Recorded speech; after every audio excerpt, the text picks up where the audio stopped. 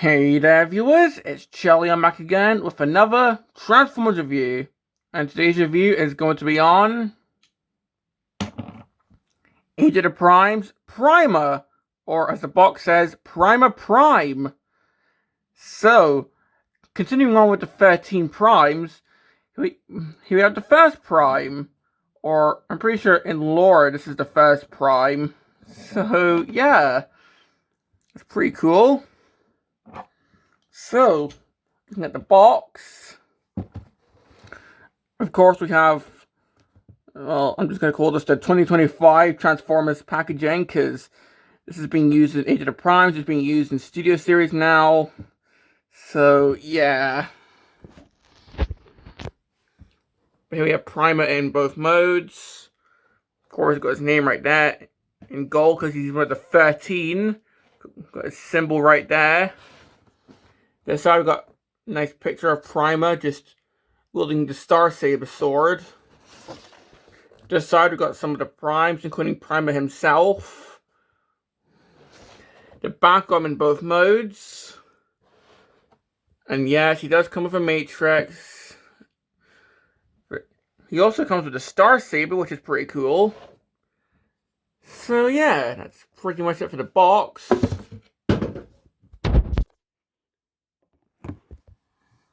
And moving on to the figure.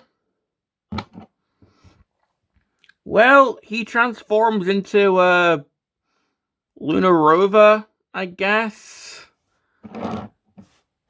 Or some kind of like subway train. I don't know. I'm just gonna go with a lunar rover, because that's what this reminds me of. Something spacey. Yeah, some kind of all-terrain space vehicle. But this does look pretty nice, especially for the space aesthetic that it's going for. And with the details, of course, we have a windshield, which, I mean, we always see this with Cybertronians and space vehicles. Why would he need this? Because there's no one driving. But still. Of course, we have these little bits right here, which you can plug in a weapon if you want to. Like, you can literally just plug in the Star Saber right in the front here. And it's literally in the instructions, which I'll show later. But we've got some ports here if you want to plug in guns, if you want. Why not? Got the top.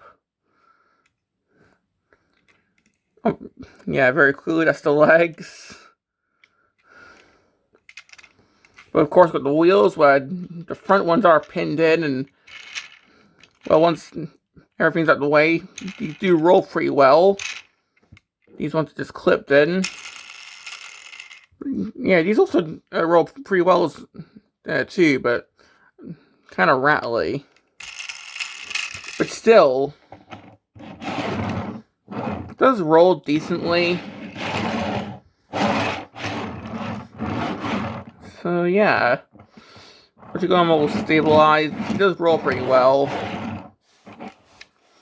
Underneath, where, well, his head is just right there, and I remember having a chat with some friends online where, oh, why can't we just turn the head? Well, as it turns out, you can't really do that, because then it just sticks out, and you can't lay the figure flat. So it turns out, unfortunately, he has to have visible head syndrome, so yeah, that's kind of poopy, but oh well. I mean, again, do you display your figures like this in vehicle mode? No, you don't, so it's fine. I mean, we have a little gap right here. That's actually for weapon storage, which we'll look at soon. So, yeah. So, overall, that's pretty much it for the vehicle mode. Overall, I think it's pretty neat looking for whatever it's meant to be. But, yeah, I do like it. And, well, for accessories, of course, we got the Star Saber, plus the Matrix, which you can just plug onto the hilt right there. So yeah, that's pretty cool. And if you look closely, if the camera can even pick this up, we do have his logo just right there on the sword itself. And this can split because we do have this weapon storage.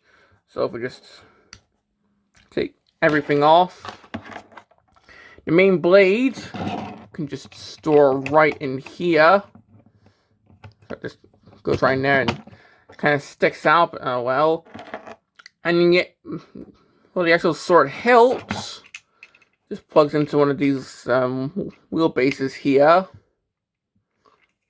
So yeah, kind of awkward, but well, that's an option. And as for the matrix, I don't know, swallow it, I guess. But jokes aside, if it's not in the figure's chest, then I guess it can just stay on the hilt. Hopefully the paint doesn't scratch. So yeah, that's pretty much it for the weapon storage. I mean, I kind of wish that there was like a more clean place because that does kind of stick out, but at least this does hide pretty well. So yeah. And one thing I did see in the instructions, which I did mention earlier, if we reassemble the Star Saber, it's all plugged in. If I can actually get this fully in.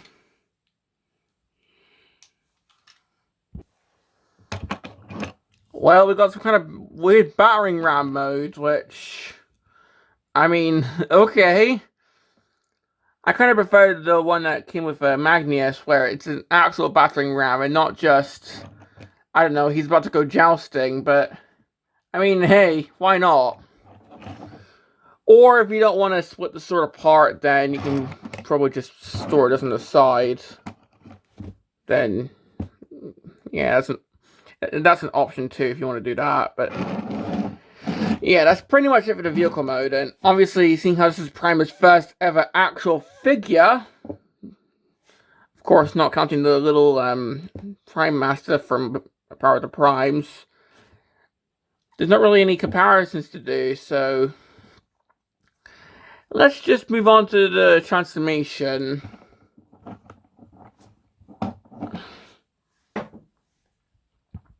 So let's just raise this up because I'm pretty sure he's going to be pretty tall. And before I start this off, I might as well just do, it's not really a fan mode because this is in the instructions, but I guess it's a little secondary mode. If we just fold out the back wheels and then fold on the front wheels, we can actually get these down. Because these front wheels are pretty tight. There we go. We get hover mode, which, yes, this is actually in the instructions. In fact, here's proof. So, Prima's instructions. Opening them up. Yep. Actual fan... Well, it's not fan mode. Actual mode in the instructions. Same with the battering ram mode. So, this is an actual mode. I'm probably doing it wrong. Like, the wheels probably go down a bit more. But, yeah. Here we have hover mode. So, I guess they were inspired by Siege Optimus Prime's hover mode and decided to make it an actual thing in the instructions. So, I guess there's that.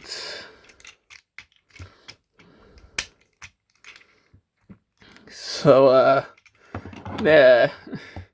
But yeah, let's move on to the actual transformation. So, the transformation on this guy is actually kind of interesting. So, to start off, I'm just going to actually flip out the back wheels like we're going into the hover mode, but then just take the legs and just untap them and just flip these around like so. So we got the feet just tab into there. So get the feet and tab, just move them down. And then with the back wheels, we can just double hinge them into the cavities here. So that fills out the legs, which is pretty clever. And then we can split the legs, which, oh, that is I hate that noise. That is really terrifying. I keep thinking the thing's broken when it does that noise, but no, that's just the unsnapping noise that it does. But yeah, that's the legs done already. Because the bulk of the transformation is in the upper half. So, start off, I'm just going to flip out the front bumper. Just take these little side sections and just move them out of the way for now. And just untap these. These are going to be these are going to be the arms. Take the head and just flip that around. Flip the entire torso around. Then take the front wheels and flip them around to the back. So you can see that the front wheels are now just going to be hidden in robot mode, which I think is pretty clever. Take the shoulders and just move them down. And just try and get this all tabbed in. So like so.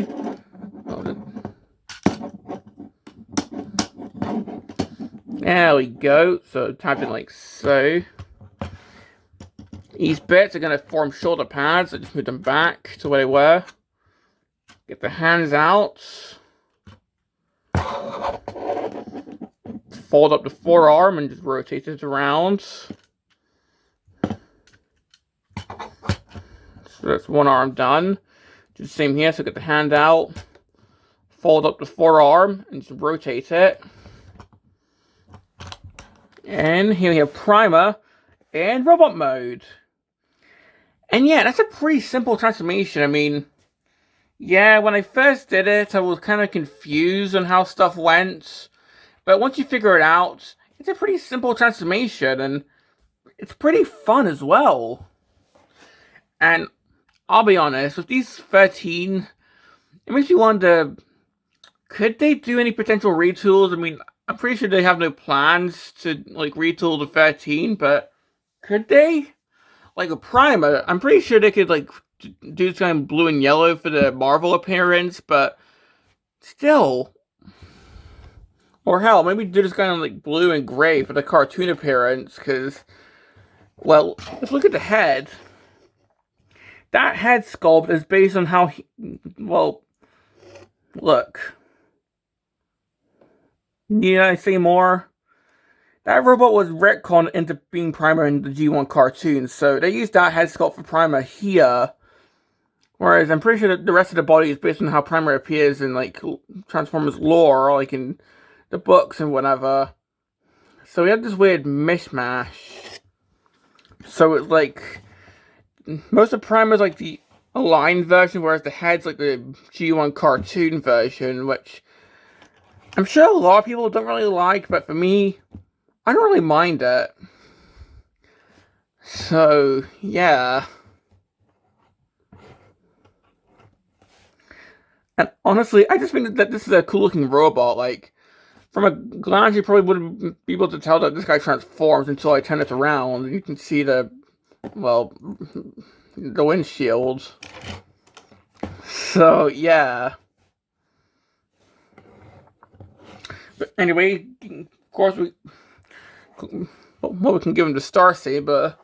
But first of all, of course, we've got the Matrix here. So, if I just take that off the hilt. And then what we can do is just plug this into the side here. So when you're not using the Star Saber, it's going to just plug into the side bits here. Right, it's not working. But we can also open up the chest. Then we can just take the Matrix here. Plug this in. And we can store the Matrix in the chest. Because I'm pretty sure in lore, Prima is the first one to have the Matrix, and then it's passed down over the next couple primes until it goes to Optimus Prime. I'm pretty sure that's how it goes. So yeah, that's the thing that... Well, that's the thing that you can do, which is pretty cool. I mean, yes, the Earthrise Matrix again, which is... I mean, we went from having no mate disease for God knows how long, and now it's being overused. So, dude. But anyway, one cool thing that we can do is he's actually able to just. I think actually, he can actually grab onto the sword from here. Then we can just untab it here, so he can actually draw the sword from his back, which is amazing. And then, of course, we can take the matrix and just plug that into the hilt. So we got the full-on Star Saber. So, yeah, that's really cool. And that's clearly based on how it appears in Prime. So, yeah.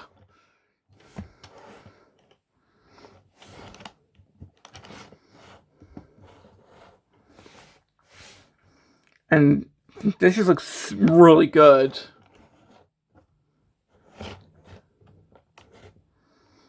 mean, yeah, you can have it posing like it's downwards, like in the statue artwork in the side of the box, but I'm not gonna do that. It looks cooler when he's like posing, about to like slice something, which I'll do in the thumbnail. But anyway, let's actually focus on some detail here. So of course we talked about the head. Got some nice, I guess, all-spark blue on the chest, and some on the shoulder here. And we also have some nice all-spark blue on the legs, which I really like. If anything, the legs kind of remind me of, like, Legacy G-Axis. Like, this is in no way a retool of G-Axis. No, this is a fully new mold, but the legs just remind me of the G-Axis mold for some reason, and I have no idea why. Maybe it's like feet, but eh.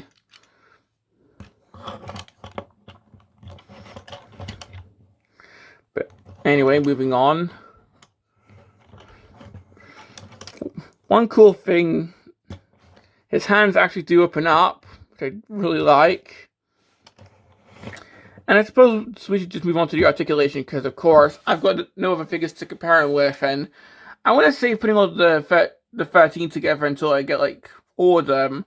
Probably won't get Star Optimus because it's like, it's a Titan figure, and yeah, the Titans are cheaper, but still, really big figure.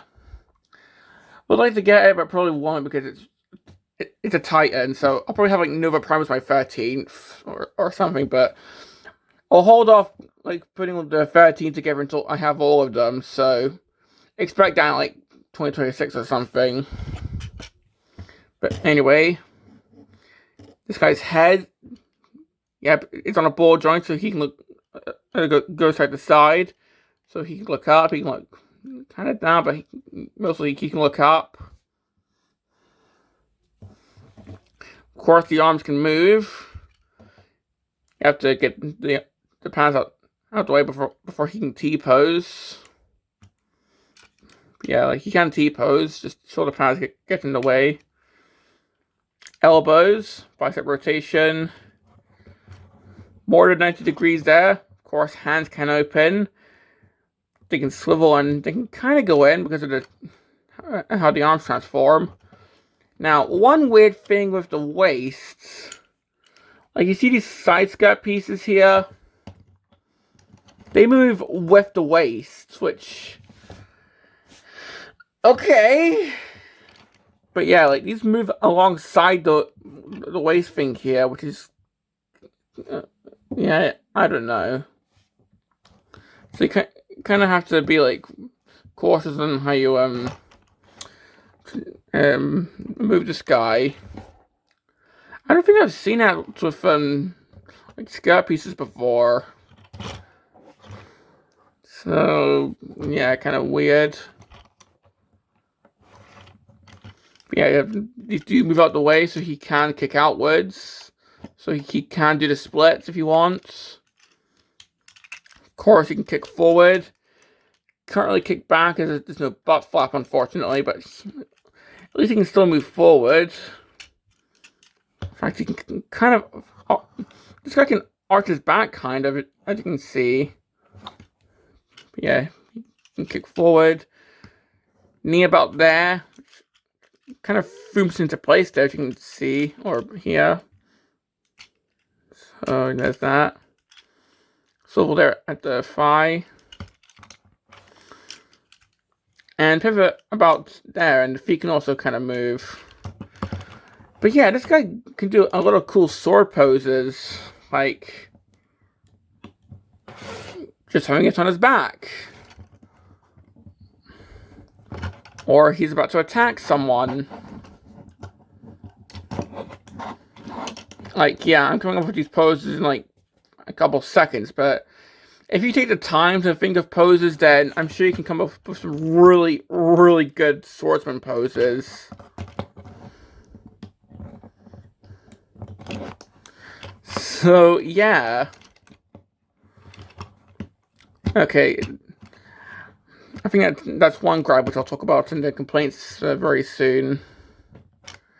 But still, that's pretty much all I've got to say about this guy. And yeah, I really like him. Although, yeah, complaints, number one, the back seems to untab quite a bit. So it's quite easy to untab this whole section, which can get kind of annoying. So, yeah, just be wary of that.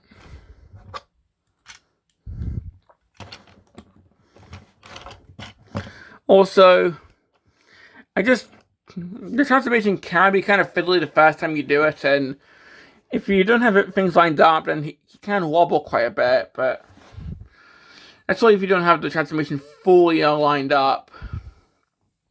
Also,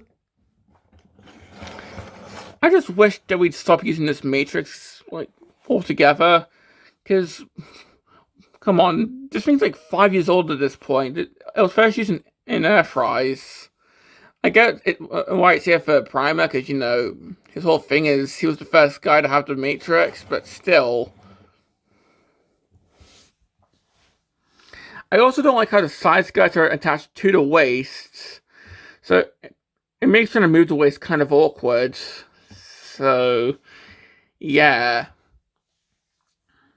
Now, I could also talk about the head, how it's the G1 cartoon design, whereas the rest is like the aligned body, or I could talk about how this guy is mainly like gray and like dark gray, but I don't mind those. So yeah, most of my complaints are just, it's easy to attach the waist section here. I don't like the side skirts, and the transformation just can be a bit fiddly if you don't know what you're doing. But for me, I still really like this figure.